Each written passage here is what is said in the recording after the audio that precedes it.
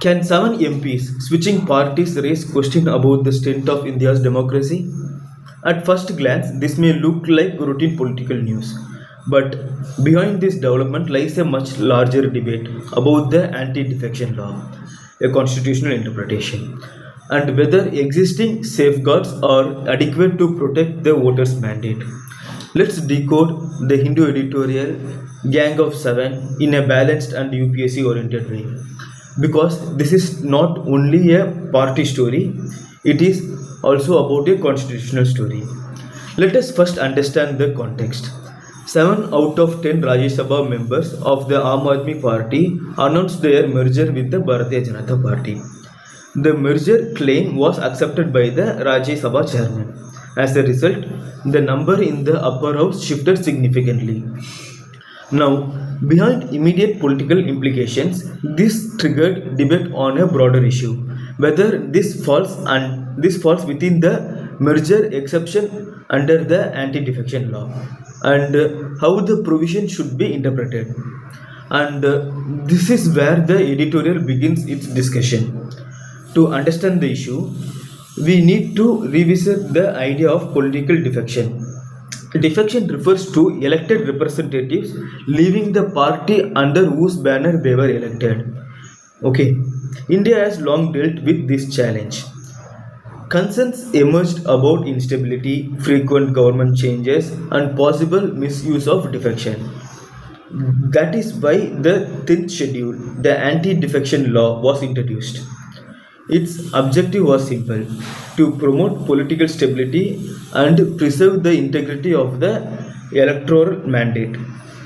Okay, now comes the key issue in this editorial: the merger exemption. The 10th schedule allows an exemption when two-thirds member supports a valid merger. But how should merger be interpreted? Thus, support from two-thirds of legislators alone qualify? Or must it involve the original political party in broader sense? This distinction between the legislature party and the political party, okay, is the central of this debate, is the central to the debate. And different interpretation lead to different conclusion. This is why the matter is being discussed not only politically but constitutionally. For UPSC, this is an excellent example of how constitutional provision often depend on interpretation as much as text. Okay. The editorial also opens up a discussion about institutions. What is the role of the chairman in such matters? What role does judicial review play? How should constitutional authorities balance text and spirit of law? These are not new debates. Okay, they have appeared repeatedly in discussion around the anti-defection law, and this connects with an important concept: constitutional morality, meaning constitutional functioning should be guided not only by literal legality but also by democratic principles and institutional fairness. This is a very important UPSC idea. Okay, another broader question raised indirectly is: does the anti-defection framework need reform? Okay, some argue loopholes have emerged over time. Okay, others argue the law still serves an important stabilizing purpose. There is also criticism that the law can sometimes reduce legislature's independence. So the debate is not one-sided. It has two dimensions: preventing opportunities defection and preserving representative freedom. But the balance is crucial, and that is why discussion on reform continues. Okay, at a deeper level, this editorial is about representative democracy. When voters elect representatives, they accept continuity of political commitment.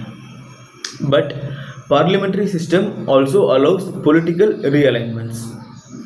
So the challenge is how to balance democratic flexibility with protection of public mandate. And this is the larger issue here. And this is why defections are never just about numbers. They often raise question about institutions, ethics, and democratic accountability. Okay. For UPSC, this editorial links to multiple topics. Okay, GS2. In GS2, about Parliament and constitutional provisions, the anti-defection law, role of Speaker and Chairman, judicial review. Okay, and in GS4, about ethic in public life, constitutional morality, political accountability, and even possible reforms such as independent adjudication, time-bound decision, or revisiting merger provisions can enrich your main answers. Okay, so what is the core takeaway from this editorial? It is not merely about one set of defections. It is about how India's anti-defection law operate in practice, how constitutional provisions are interpreted, and whether current safeguards adequately protect democratic stability.